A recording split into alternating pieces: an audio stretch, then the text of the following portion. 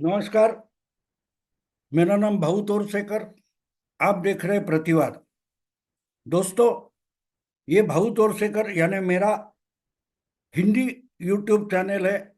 जो मुझे हिंदी में ही सुनना चाहते हैं उनको प्रतिवाद को सब्सक्राइब करना पड़ेगा। उसके साथ जो घंटी का सिंबल होता है, बेल सिंबल होता है, उस पर भी क्लिक करना पड़ेगा। दोस्तों, आज मैं बीजेपी के खिलाफ खिलाफ 1.5 साल पहले बनाई गई जो इंडी अलायंस थी, उसके भविष्य के बारे में बात करना चाहूंगा।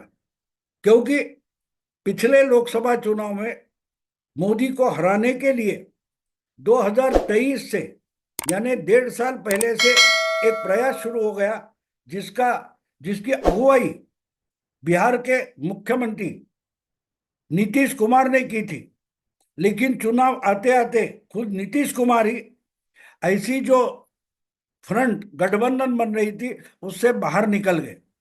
क्योंकि उनका फ्रस्ट्रेशन उनको आ गया, उनकी निराशा हो गई कि क्या हर बात पर हम आपस में झगड़ते बैठे तो हम बीजेपी के खिलाफ क्या लड़ेंगे। तो इससे अच्छा है कि अपनी चमड़ी बचाने के लिए हम ही उठकर बीजेपी के साथ चले जाते हैं। और इसलिए नीतीश कुमार एक दिन उठकर इंडी अलायंस से छुट निकलकर बीजेपी में शामिल हो गए, एनडीए में शामिल हो गए। इसका कारण भी था, उनकी अपेक्षा थी कि मोदी के खिलाफ अगर लड़ना है तो एक चेहरा दिखाना पड़ता है कि भाई, अगर एनडीए का प्राइम मिनिस्टरशिप का चेहरा नरेंद्र मोदी है तो उसके खिलाफ लड़ने वाला जो गठबंधन है उसका प्रधानमंत्री पद का चेहरा ये है। वो राहुल गांधी है या उद्धव ठाकरे है या नीतीश कुमार है, वो दिखाना पड़ेगा।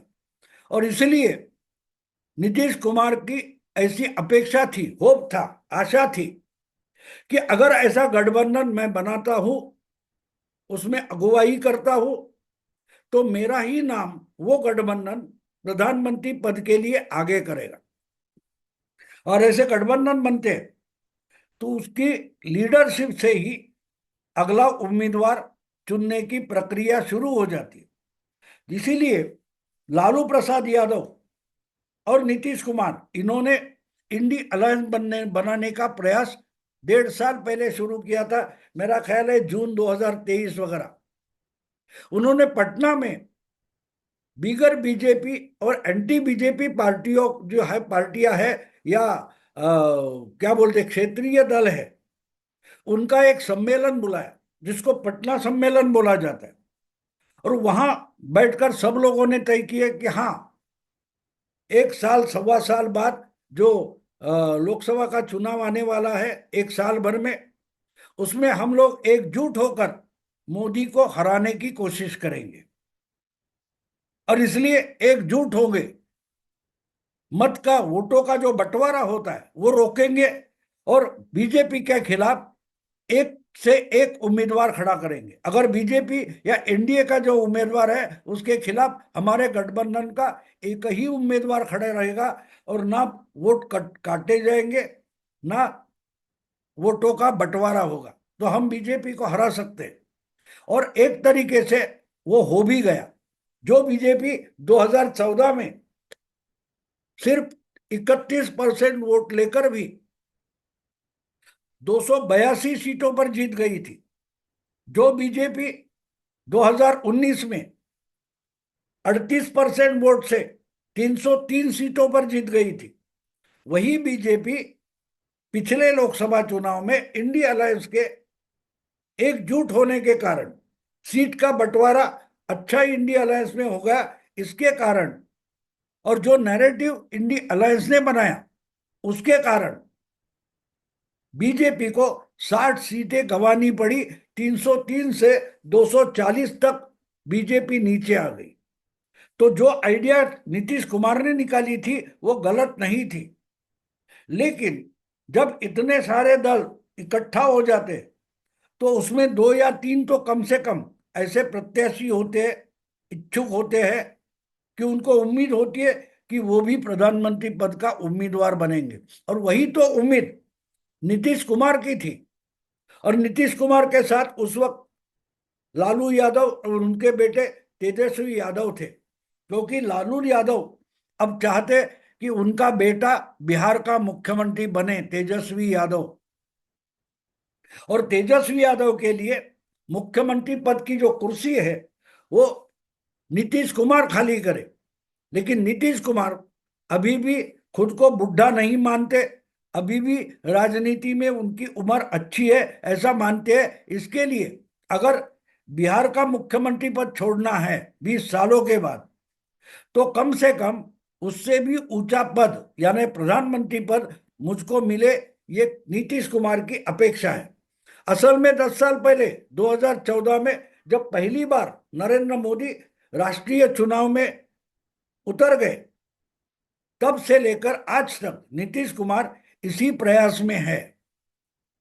2013 में नीतीश कुमार एनडीए के साथ थे और 15 साल से एनडीए के साथ थे। वो मुख्यमंत्री बने भी तो एनडीए के कारण बने, और एनडीए में आने का उनका कारण ये था कि उनका और लालू की जमती नहीं थी। लालू और नीतीश की दुश्मनी के कारण नीतीश बीजेपी के साथ आ गए और एनडीए बनी थी। एनडीए बनी तब से नीतीश कुमार एनडीए में थे, लेकिन वो चाहते थे कि एनडीए की तरफ से उनको प्रधानमंत्री पद का चेहरा बनाया जाए अगर अडवाणी को हटाना है तो। लेकिन अडवाणी को हटाकर बीजेपी ने गुजरात के लोकप्रिय मुख्यमंत्री नरेंद्र मोदी को जब प्रधानमंत्री पद का चेहरा बनाया, तो नीतीश कुमार गुस्से में आ गए और एनडीए छोड़कर निकल गए। उन्होंने शर्त रखी थी, अगर आप नरेंद्र मोदी को प्रधानमंत्री पद का चेहरा बनाते हैं तो मुझे एनडीए छोड़नी पड़ेगी। और आखिर 2014 के चुनाव आने से पहले नीतीश कुमार अलग हो गए और उनकी औकात अपने ही राज्य में बिहार में उनकी समझ में आ गई।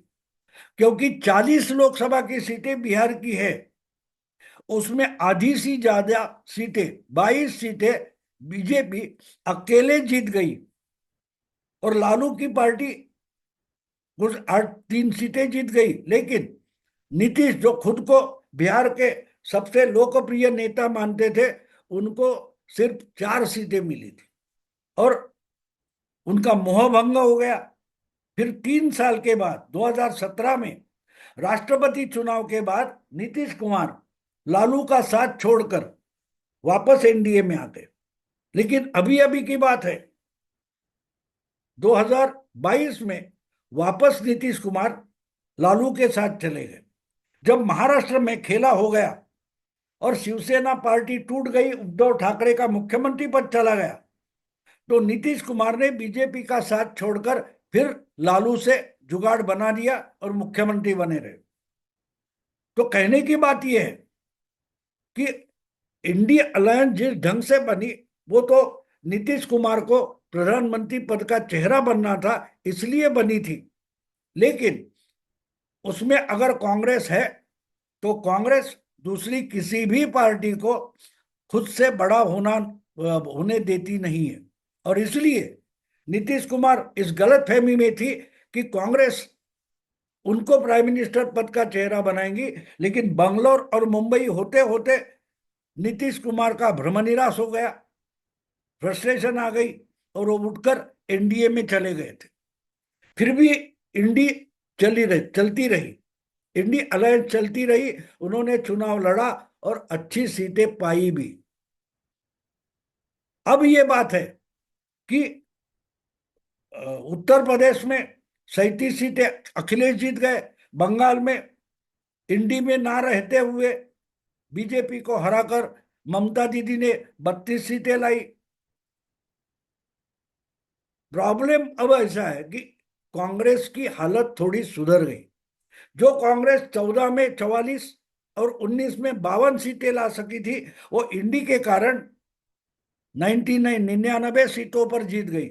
और कांग्रेस को लगा कि हमारे अच्छे दिन आ गए, तो कांग्रेस अपने ही मित्र दलों को आंखें दिखाने लगी, नीचा दिखाने लगी, औकात सिखाने लगी। और इसी कारण से हरियाणा और महाराष्ट्र में कांग्रेस की हालत बुरी हो गई।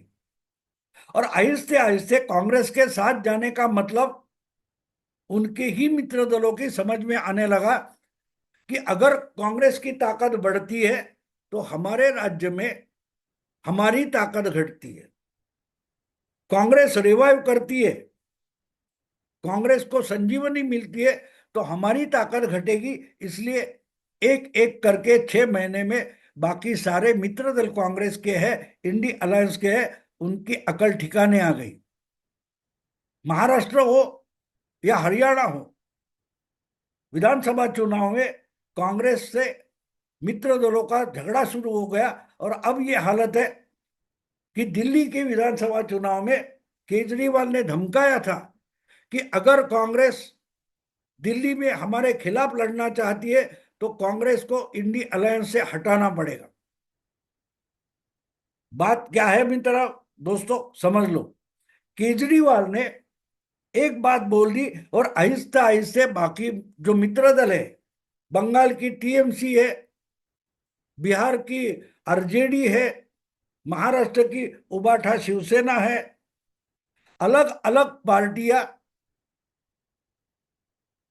केजरीवाल के साथ आ गई है और बोल रही है कि कांग्रेस की दादागिरी नहीं चलेगी। अगर कांग्रेस इसी तरह से विधानसभा के चुनाव लड़ना चाहती है और मित्र दलों को ही खत्म करना चाहती है तो हमको इंडी अलायंस नहीं चाहिए। लोकसभा के लिए इंडी अलायंस थी, लेकिन राज्य के चुनाव में इंडी अलायंस की कोई जरूरत नहीं। इस निष्कर्ष तक कांग्रेस के ही इंडी अलायंस के मित्र दल आ गए। और बात यह हो गई है कि जो स्लोगन 10 साल पहले 2014 के चुनाव ने नरेंद्र मोदी ने दी थी, उसमें थोड़ा चेंज करके इंडी अलायंस के दल बोलने लगे कि कांग्रेस मुक्त इंडी अलायंस। मोदी जी क्या बोले थे आपको याद होगा 2014 में? कांग्रेस मुक्त भारत। कांग्रेस मुक्त भारत यानी देश को कांग्रेस से छुटकारा देना, यही तो बीजेपी का चुनाव का उद्देश्य है। ये मोदी ने 10 साल पहले बोला था। और अब केजरीवाल हो, तेजस्वी हो, लालू हो, ममता हो, ये क्या बोल रहे हैं? कांग्रेस मुक्त इंडी अलायंस, INDIA जो अलायंस है उसमें कांग्रेस की जरूरत नहीं है, क्योंकि अपनी अपनी जगह अपने अपने राज्य में जहां हमारा प्रभाव है वहां हम ही बीजेपी से दो हाथ कर सकते हैं। वहां हमें कांग्रेस की मदद की जरूरत नहीं है। हाँ, कांग्रेस हमारे साथ आ सकती है, लेकिन हमको वहां कांग्रेस के साथ जाने की कोई जरूरत नहीं है। हमारा अपना प्रभाव है।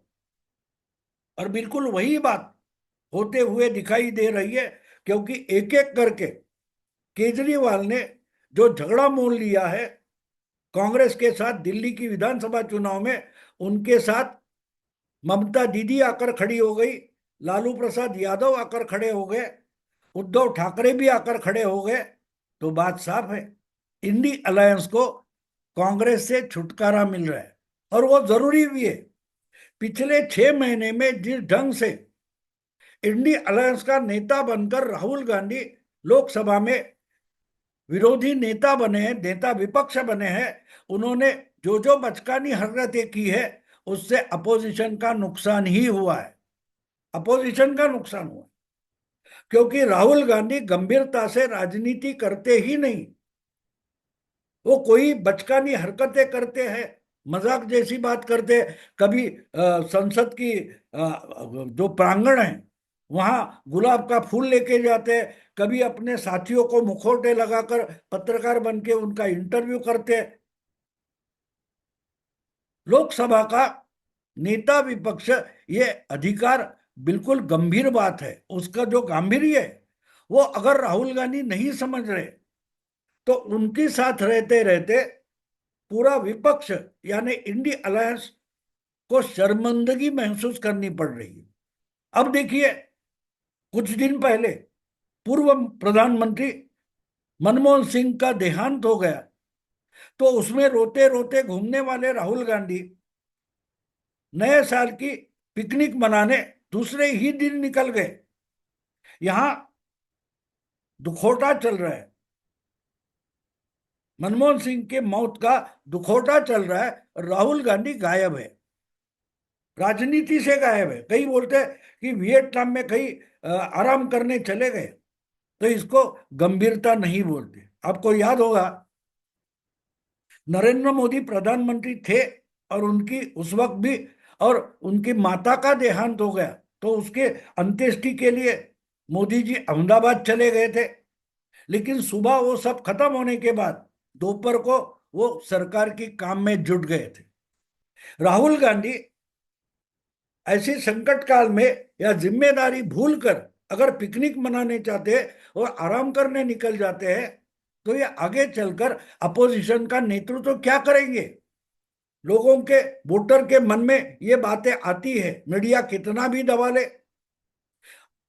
कांग्रेस कितना भी छुपाने की कोशिश करे, लेकिन राहुल गांधी पप्पू के पप्पू रहे और आहिस्ते आहिस्ते उन्होंने कांग्रेस पार्टी का सत्यानाश कर दिया है।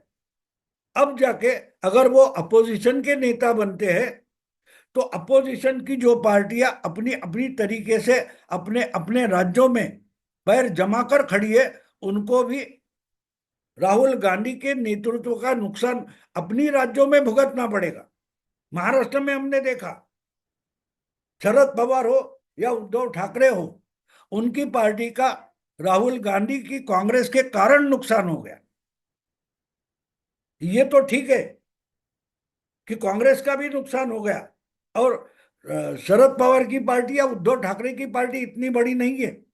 लेकिन अगर इसी ढंग से अगले साल होने वाले बिहार के चुनाव है, अब 10 महीनों में होने वाले, 9-10 महीनों में, इसी तरीके से राहुल गांधी राजनीति करते रहे, तो उसका बड़ा नुकसान लालू की पार्टी राष्ट्रीय जनता दल को भुगतना पड़ेगा। और इसलिए ममता दीदी ने तो पिछले लोकसभा चुनाव या विधानसभा चुनाव में कांग्रेस के साथ हाथ नहीं मिलाया था, सीट का बंटवारा तक नहीं किया था। ममता दीदी के आइडिया साफ है कि भाई बंगाल में इंडिया अलायंस नहीं होगी, हम दिल्ली में इंडिया अलायंस में रहेंगे, लेकिन बंगाल में कांग्रेस का साथ नहीं देंगे। कांग्रेस में लीडरशिप, बंगाल में लीडरशिप ममता दीदी की रहेगी, और उसमें कांग्रेस कुछ भी नहीं कर पाएगी, ना कांग्रेस को हम साथ लेंगे। तो आहिस्ता आहिस्ता जो ममता दीदी की पॉलिसी है, वो इंडी अलायंस के बाकी के क्षेत्रीय दल उठा रहे हैं कि भाई हमारे राज्य में कांग्रेस के साथ सीट बंटवारा नहीं, गठबंधन नहीं। दिल्ली में चुनाव खत्म होने के बाद दिल्ली में राष्ट्रीय राजनीति में कांग्रेस के साथ हाथ मिला सकते हैं, लेकिन चुनाव पूर्व अपने राज्यों में कांग्रेस के साथ हाथ नहीं मिलाएंगे। बात साफ है। कांग्रेस मुक्त भारत के पहले राहुल मुक्त इंडी अलायंस, यही मुझे लगता है कि इंडी अलायंस के मित्र दलों ने तय किया हुआ निर्णय है। दिल्ली की विधानसभा चुनाव में वही होने जा रहा है। पूरे के पूरे छोटे मोटे दल केजरीवाल के पीछे आकर खड़े हो गए और कांग्रेस और राहुल गांधी के खिलाफ हो गए। मतलब ये है, कांग्रेस मुक्त राहुल मुक्त इंडी अलायंस। दोस्तों, अगर वीडियो पसंद आए तो लाइक कीजिए, शेयर कीजिए, और प्रतिवाद को ज्यादा से ज्यादा सब्सक्राइब कीजिए। नमस्कार।